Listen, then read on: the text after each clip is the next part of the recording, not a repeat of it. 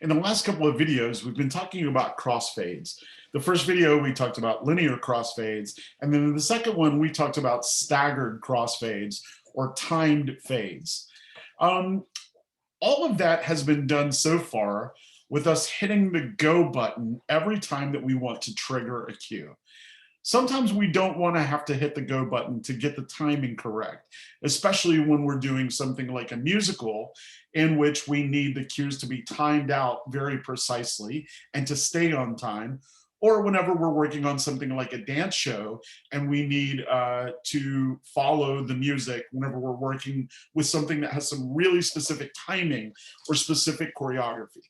So there are options in our cue stack for telling the board to take the cue automatically on its own. Those commands are called follow and hang. So let's talk about creating an auto follow and a hang, which is sort of like a delay, and how the board can trigger one cue after another in a sequence.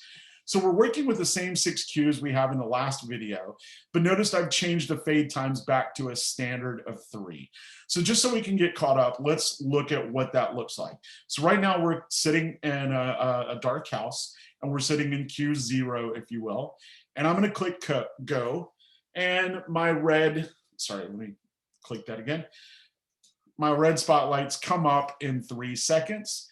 And this is a direct crossfade. So the blues will come up as the reds go down in 3. The greens will come up as the blues go down in 3. We'll go to a blackout in 3. And I'm clicking go again, and everything comes up in 3.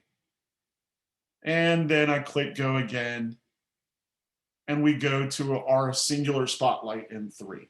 So all of those are direct crossfades, and I'm having to press go to manually trigger each one of those cues. So let's imagine that we're working with some music, and we've made each one of these crossfade times match the pace of the music, but we want them to go one after another. So we basically want to be able to hit cue number 1, go, and then have the rest of these follow a timed sequence. So how do we do that? Well, we use a command called hang and follow. So the cross time between cues 1 and 2 is 3 seconds. So what I can do is I can say cue 1, and then if I slide down here to my soft keys, I have a soft key that says FWHG. That means follow or hang. If I click on that, I'm going to add a time of 3, enter.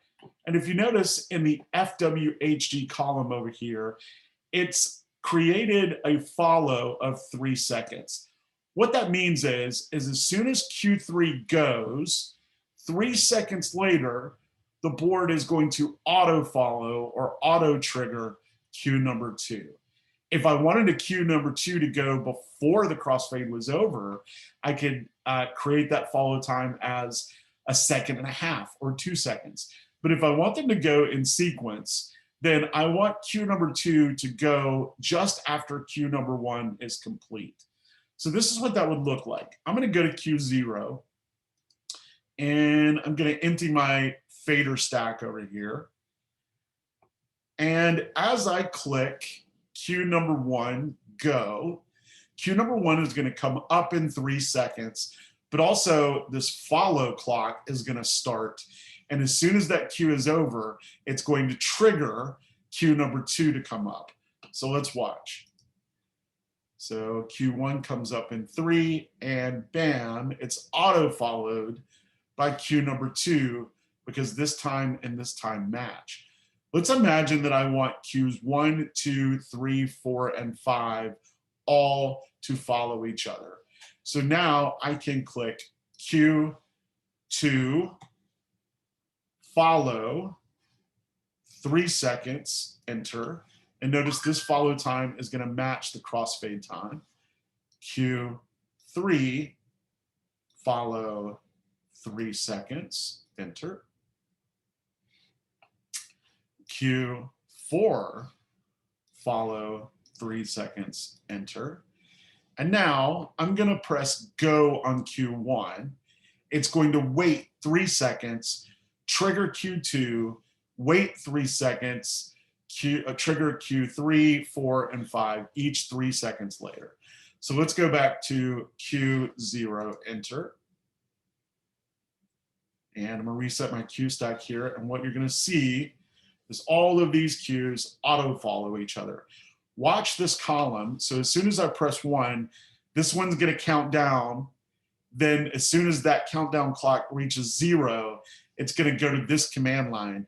It's going to trigger that light cue to come up in 3 seconds, but it's also going to wait 3 seconds to trigger the next cue.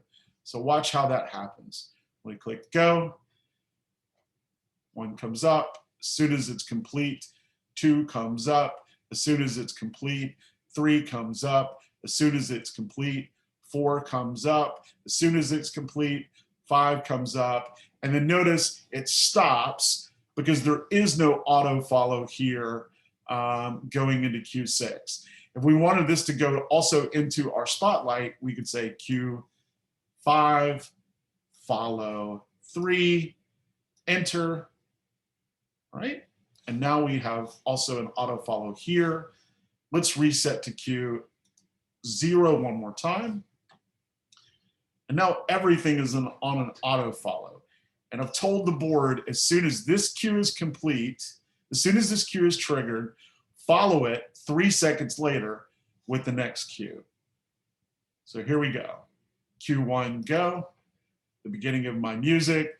3 seconds later, Q2 goes. And 3 seconds later, Q loud goes. 3 seconds later, Q4 goes. 3 seconds later, Q5 goes. Q6 goes. Great.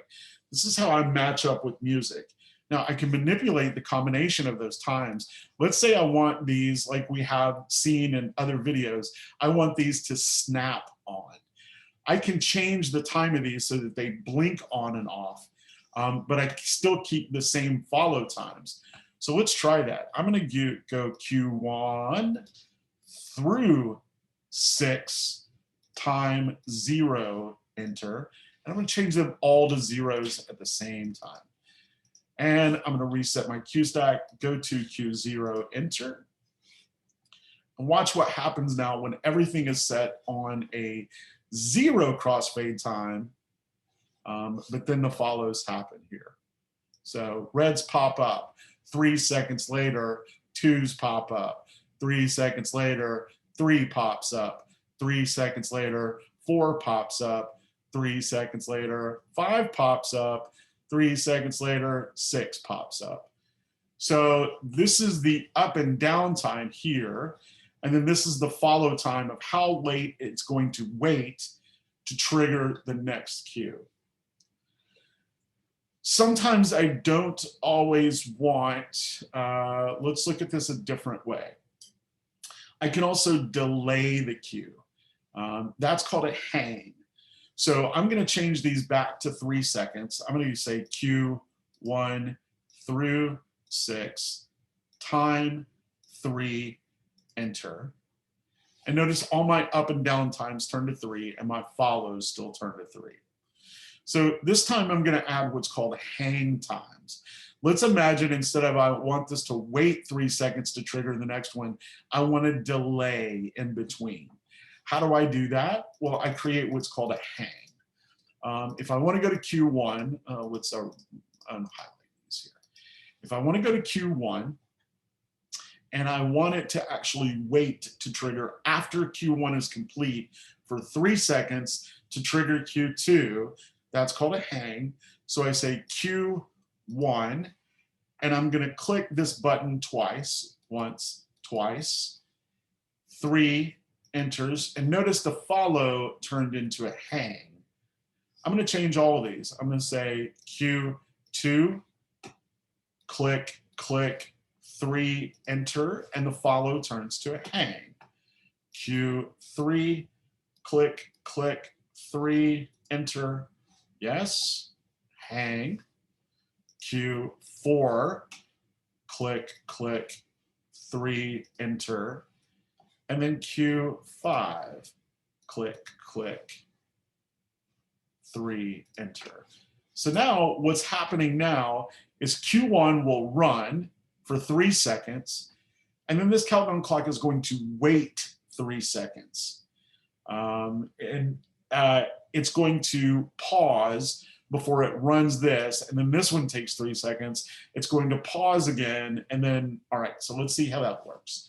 I'm gonna go to Q0. I'm gonna clear my Q stack all the way back to the beginning, to the beginning of my sequence.